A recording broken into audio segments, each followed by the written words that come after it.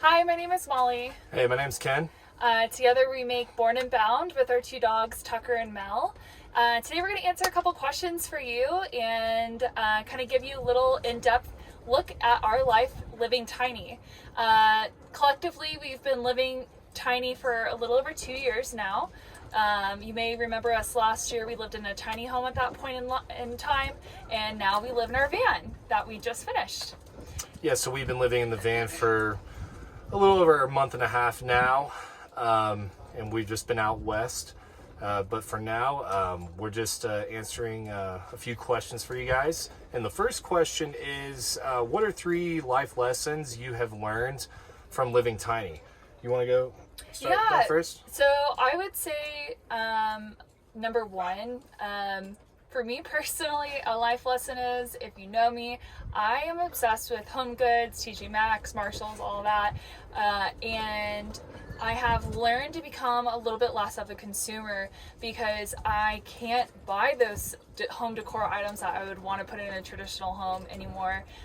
So I became a little bit more of a window shopper. So our consumerism has slowed down a little bit in terms of materialistic things, which feels really nice. And I feel like a lot of people in this community can definitely agree with that point. Yeah, and just going off that consumerism, the biggest thing, living tiny, especially, in the van for the past month and a half, is our consumption of water. We have a 40-gallon fresh water tank that we can use, for showers, cooking, our hydration, and definitely being, obviously more conscious of how we use water while washing dishes, things like that, especially when we shower, turning off and on, just to, save more water.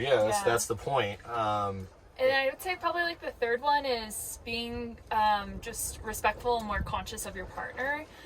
Obviously, you always want to do that with whoever you're with, but especially in a smaller space, you have to respect their space more, and vice versa, and also have more patience with each other.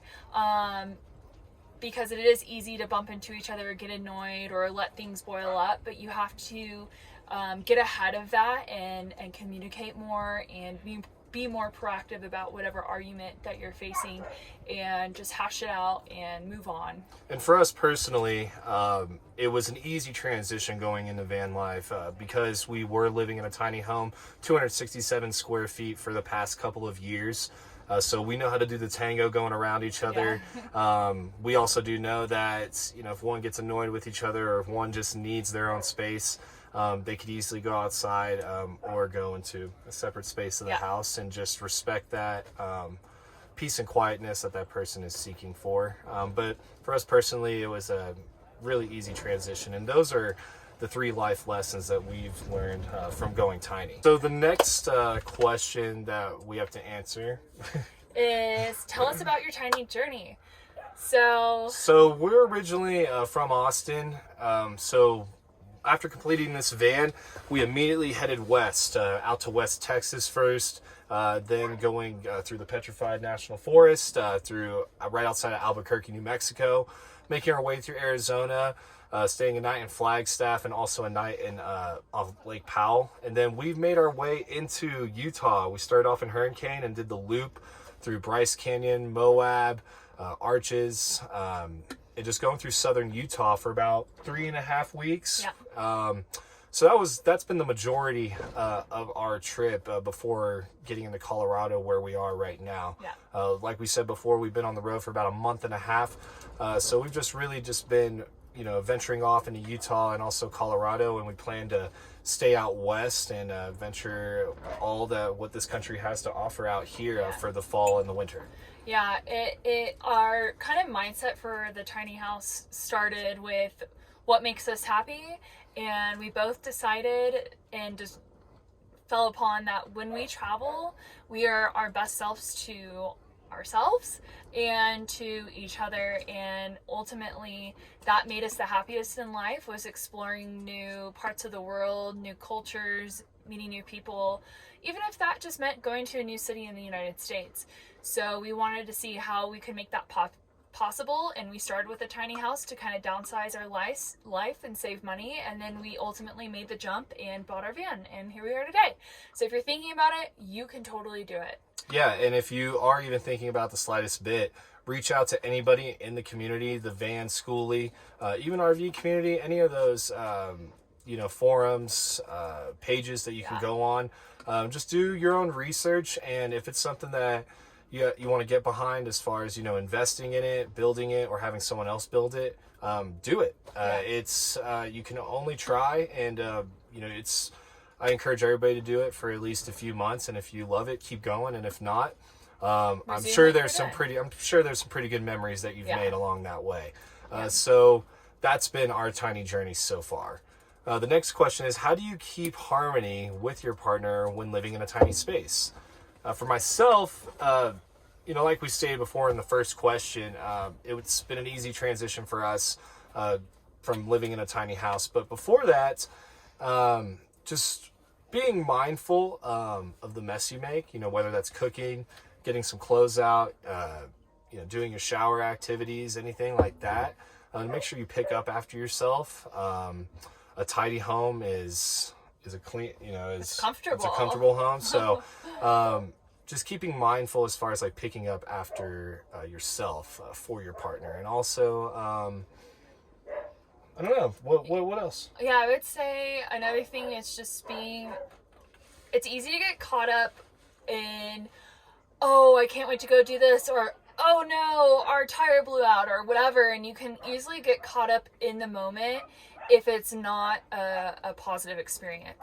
And it's important just to take a step back and collect your thoughts and look around you and just be so thankful that you are living the life that you want to live, with whether it just be yourself or with your loved ones, and then reevaluate, do I need to say these words to this person? Is this argument even worth it? Whatever it is.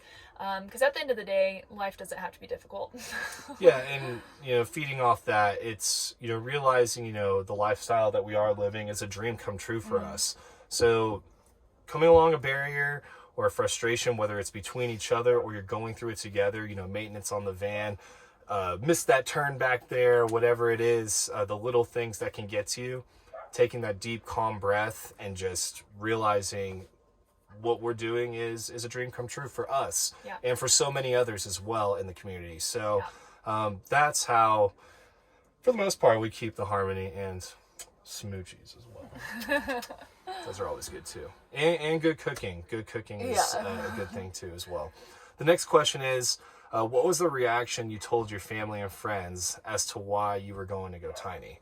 So we're very fortunate. Both of our parents, her mom and dad, my mom and dad, step parents as well, they are all in full support. Not only going tiny because they see because they see the vision as far as us wanting to downsize, save money, and not be so wrapped up into the materials. They love that. Transitioning to the van and wanting to travel the country, they're pushing us, saying, do it now, do it now, do it now while you're young. When you have little to no responsibility other than, when we're in able health, whenever we can take this time away from work and it not be detrimental to our careers.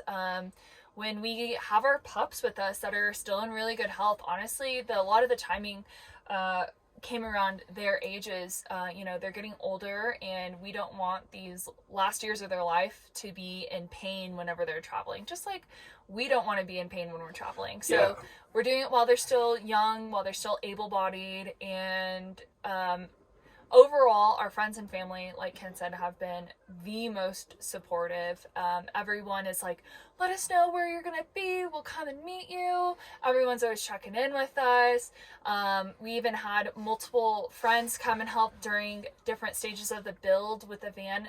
And then my dad dedicated his Mondays to... And Wednesdays after a while. Yeah, Mondays and Wednesdays in April, once we quit our jobs, to help build out the van. And my mom gave us her driveway. So everyone has had key pivotal roles in this build, and it's so cool to look around our house and be like, oh yeah, JT helped us with this, or Nikki my dad helped did this. us with that. Yeah, it's so cool. Yeah, so.